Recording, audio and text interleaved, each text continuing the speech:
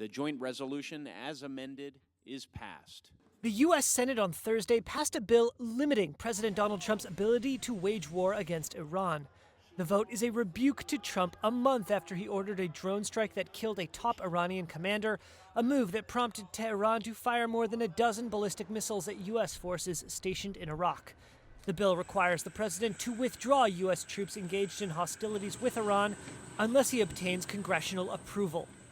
Those of us in this body, and maybe especially those of us in this body who didn't wear the uniform and didn't serve, we have a special obligation to make sure that we deliberate carefully before we send troops into harm's way. Proponents say the measure reasserts Congress's role in declaring war after decades of ceding control to the White House over the course of several administrations. But the bill specifically mentions Iran, and the measure was born out of fears Trump could intentionally or inadvertently bring the U.S. into armed conflict with Tehran.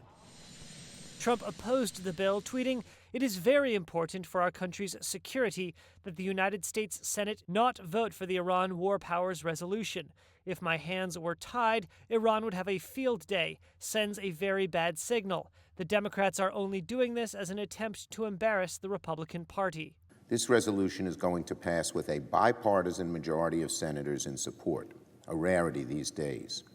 If this is purely an attempt to embarrass the president, well, it's going to be a bipartisan one. Republicans control the Senate, but 8 members of the president's party joined Democrats to pass the War Powers Resolution 55-45. Opponents say the bill's passage sends the wrong message to Tehran. Iran, take note. If you continue on the path that you are on with your malign activities, it is going to take you to a very bad place. I'd urge a no vote. The current resolution is adopted. The Democratic-controlled House of Representatives passed a similar resolution last month, but there are enough differences between the Senate version and the House's that it must pass that chamber again before it can be sent to Trump's desk. Trump has promised to veto the measure. The bill would require 2/3 of the Senate to override the veto and become law.